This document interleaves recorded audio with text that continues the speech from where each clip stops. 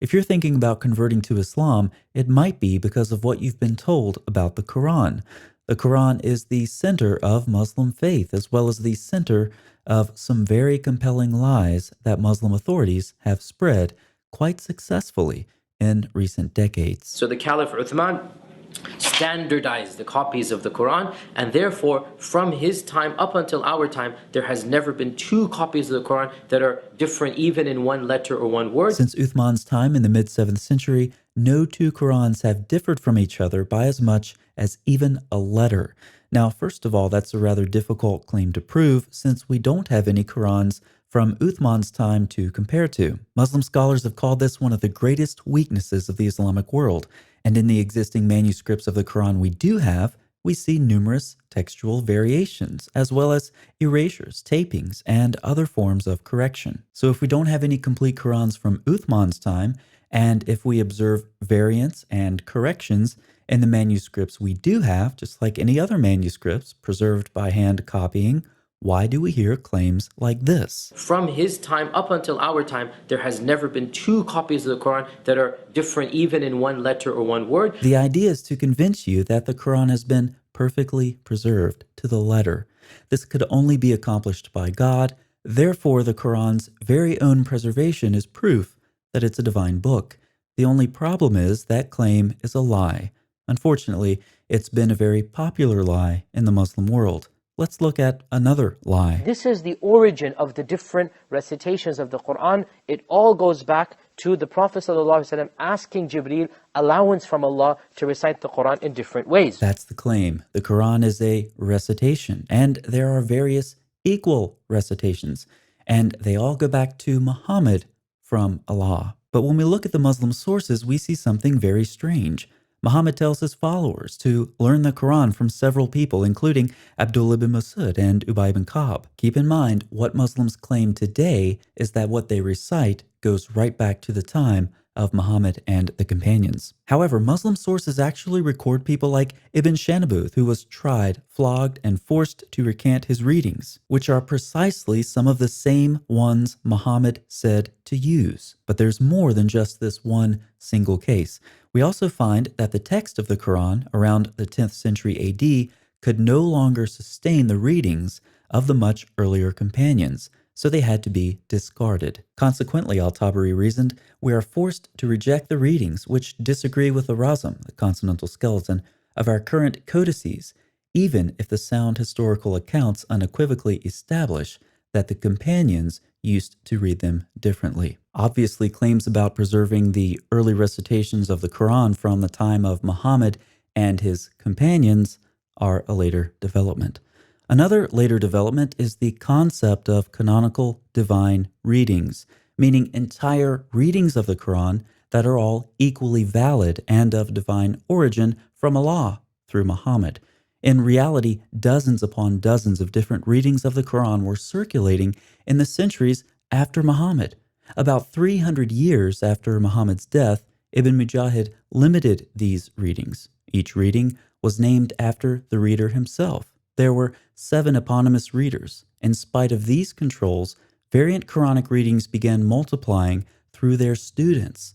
So the number of their students had to be limited as well. But as the theologians become more influential, these canonical readings suddenly become divine. Early Muslim scholars did not look at the variant readings of the Quran as divine revelation.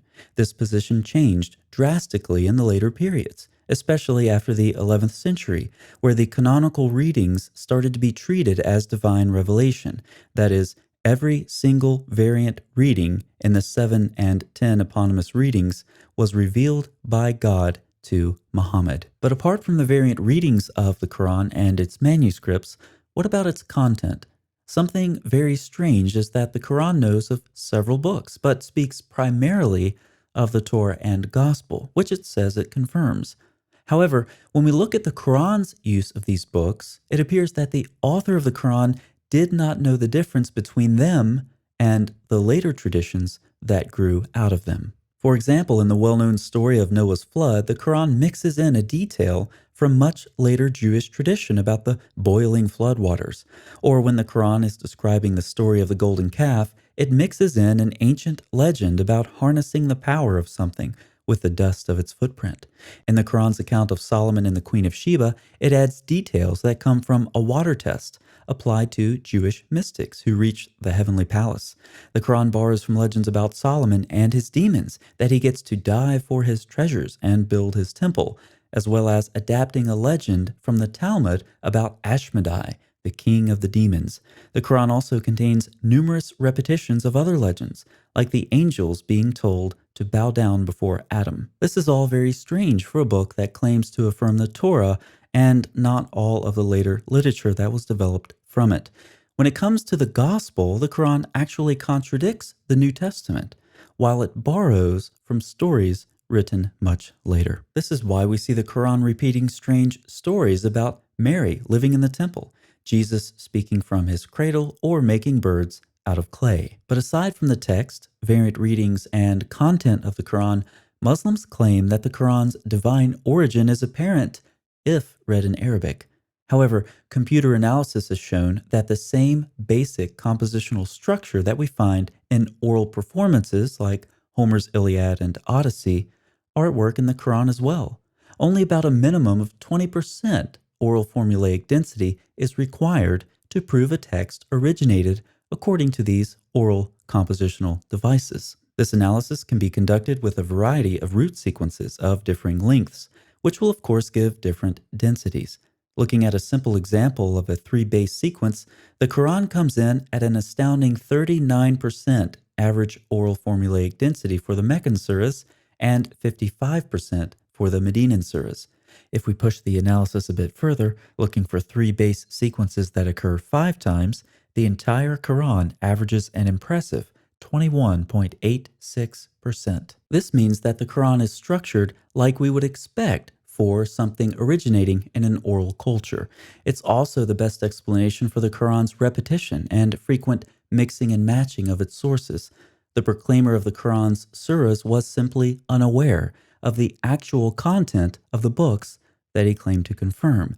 But perhaps most troubling about the Quran is its God. The Quran becomes increasingly violent. It commands Muslims to fight people for lacking belief, even if that lack of belief is expressed in simply voicing disagreement with the Quran's theology. The Quran can only see the former scriptures, including the peaceful teachings of Jesus, as a divine promise to fight and be rewarded by Allah. The Quran tells Muslims that fighting is good for them, and Allah uses violence to soothe the hearts of the believers. This is Allah's destiny for believers, in whose souls He has instilled depravity. But it's only in the afterlife, a place completely constructed by Allah, that we get to see His true character. Allah is very concerned for the men of paradise. They are assured that there will be virgins waiting for them who have eyes only for them. The women will be physically appealing with large breasts. These women will be confined in their tents, waiting for the men to come visit them. In fact, in a lengthy description of paradise in Surah 55, Allah lays out His eternal plan for Muslim men in increasing detail. The women's beauty and virginity is stressed, as is their ready availability for the men. One can imagine the original male audience of this surah being delighted in hearing these words, while the women wonder why their function in paradise is to serve the fantasies of lustful men. In this video, I've talked about the text of the Quran, its variant readings, its content, its supposed divine origin, and its God. But if you're still thinking about converting, maybe that's because you've been told that there were other good reasons to believe in Islam. If that's the case, you'll definitely want to check out this video by David Wood, where he shows what happens when you take a closer look at other so-called evidence for Islam.